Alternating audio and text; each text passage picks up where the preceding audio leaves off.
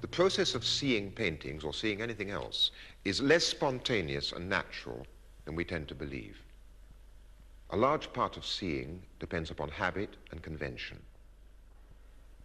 All the paintings of the tradition used the convention of perspective, which is unique to European art. Now, perspective centers everything on the eye of the beholder. It is like a beam from a lighthouse, only instead of light traveling outwards, appearances travel in. And our tradition of art called those appearances reality. Perspective makes the eye the center of the visible world. This is John Berger. In the clip you just watched, he's getting at a very important concept from art criticism that informs how we see a painting. The gaze. No, not the gaze. The gaze. For over 50 years, Berger and his fellow art scholars have questioned the significance of this term. What can the gaze do? Who is being gazed upon? Who does the gazing? These same questions are asked today in Celine Sciamma's 2019 film, Portrait of a Lady on Fire. Pushing the boundaries of French filmmaking and queer representation, this film patiently observes the unfolding of a forbidden romance between a painter, Marianne, and her aristocratic subject, Eloise. Set against the minimalistic backdrop of a cold Britannic island at the end of the 18th century, this love affair is told to us almost entirely through sensuous gestures and wistful glances. In addition to being a love story, Portrait of a Lady on Fire is a careful meditation on the relationship between painter and subject. Pas comme ça. Je peux? Oui. Attrapez votre main. Dans l'autre sens. But more importantly, it's a meditation on the power of the gaze. How it can simultaneously oppress us, liberate us, and allow us to transcend space and time. While the gaze is often used interchangeably with a look or a glance in everyday life, its definition has expanded into a wide range of academic fields, including, but not limited to, psychoanalysis, art history, critical theory, gender studies, and philosophy. For French philosopher Jean-Paul Sartre, the gaze always objectifies, meaning we're made aware of ourselves as subjects through the gaze of others, at which point we become painfully aware of ourselves as an object. In Sartre's terms, the gaze is a consciousness of being looked at.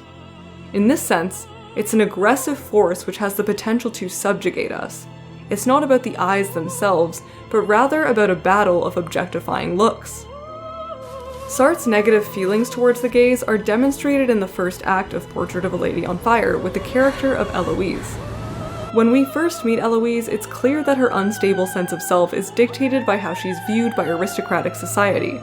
Before the story begins, it's told that Eloise is a difficult subject because she refuses to pose for a painting. This battle between Eloise and the people who attempt to paint her encapsulates her resistance to being rendered as an object. Eloise's refusal to be looked upon at the beginning of the film is an effort to fly beneath the gaze of others, and a rejection of the life she was born into. The portrait Marianne has been commissioned to paint can be viewed as a representation of Eloise's subjugation to the gaze, the subjugation of being looked at and scrutinized by a potential suitor. Let's take a quick step back and look at the artist who was commissioned to paint all of the work seen in the film, Hélène Delmare. What I've noticed is that Delmare seems to share a similar vision of the gaze to Sartre. Her portraits often feature women whose eyes, often regarded as the windows of the soul, have been shrouded or smudged out. This, like the smudged and distorted paintings in the film, is a visual rejection of the objectifying gaze. The theory of the gaze in academia has come to resemble something of a power relation between the spectator and the subject, with terms like male gaze, medical gaze, and post-colonial gaze. Critical theorist Michel Foucault also views the gaze as an asymmetrical act of looking, which is exemplified for him in the unequal power dynamic between doctor and patient, and in the surveillance apparatus found in prisons and schools. But there's a peculiar moment in his writing in which he finds an exception to this rule. When looking at the 17th century painting Las Meninas by Diego Velázquez, Foucault notes that this work confuses our previous ideas about the gaze. Before I go on, the Nerdwriter has a fascinating video about the composition of this painting. If you haven't seen it, go take a look. Las Meninas depicts life in the Spanish court, featuring the little princess Margarita Teresa in the middle, with Velázquez himself to her left and the rest of the court to her right. When taking a closer look, you'll discover that in the background, what looks to be a painting is actually a mirror reflecting the king and queen as they observe their subjects. And when we turn our attention to Velázquez, we notice that he's in fact working on a painting. For Foucault, this glance, this exchange we have with the painter, turns us as spectators into the object of his gaze. What this signals to Foucault is that the relationship between the viewer and the viewed is fundamentally different here. He states, "The painter's gaze, addressed to the void confronting him outside the picture, accepts as many models as there are spectators. In this precise but neutral place, the observer and the observed take part in a ceaseless exchange. No gaze is stable, or rather, in the neutral furrow of the gaze piercing at a right angle through the canvas, subject and object, the spectator and the model, reverse their roles to infinity. In layman's terms, this painting essentially does three things.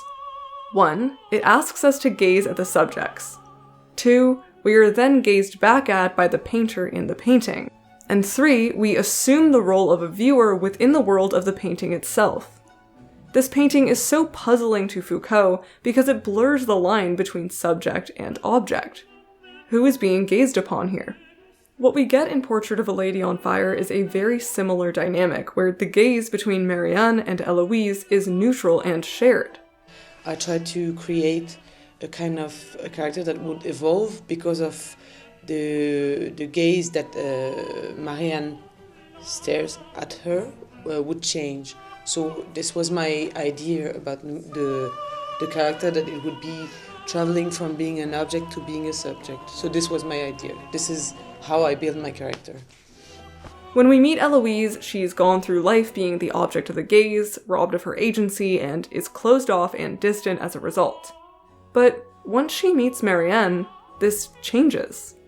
Marianne, rather than looking at Eloise, truly sees her. C'est mieux, vous faites comme ça avec votre main. Vraiment. Oui. Et quand vous êtes embarrassé, vous mordez vos lèvres.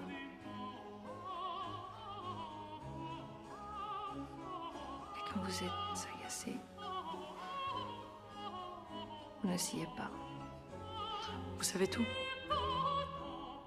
Pardonnez-moi, je n'aimerais pas être à votre place.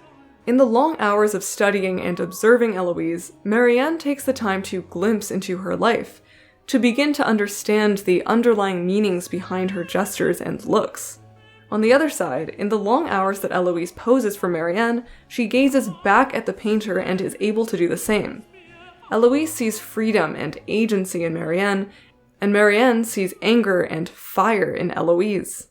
And this provides a beautiful foundation on which their love can grow. A love that sees eye to eye. When asked how the idea for Portrait of a Lady came about, Siema responded, First desire was to write a love story, a film dedicated to love,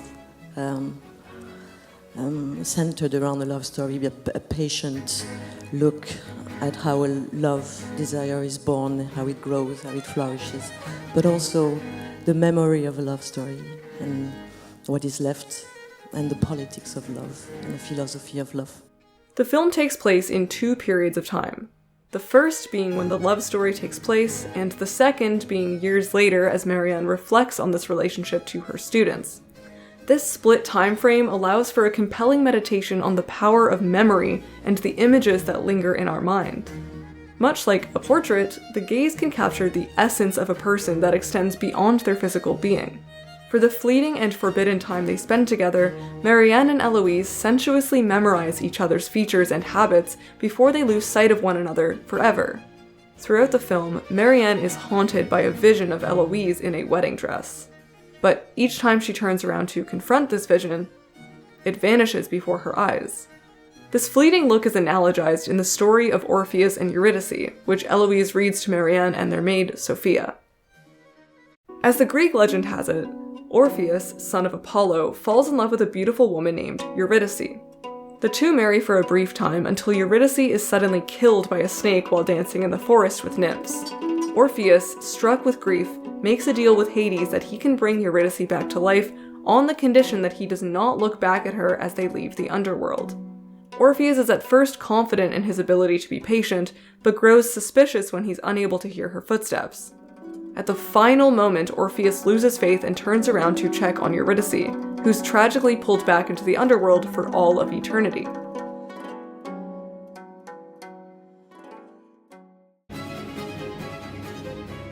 In their final moment together, Eloise calls upon Marianne to turn around and look at her before she leaves the island. As Marianne turns around to look, she sees Eloise standing before her in a wedding dress, the vision that has been haunting her for all this time. Siama says she wanted Marianne to be tormented by her final moment with Eloise to signify the importance we place on firsts and lasts in relationships. But what this also represents is the endurance of vision. For the majority of the film, Marianne's gaze upon Eloise is produced almost entirely through memory. In the long hours she spends struggling to recall a subject who isn't there, and in the years she spends reminiscing on their love affair. In this instance, the gaze is not simply about seeing with the eyes. When Orpheus and Marianne turn around to lock eyes with their lovers, the lover disappears. But in contrast to the physical nature of sight, one can gaze back into the mind to recall the subject of their desire through memory.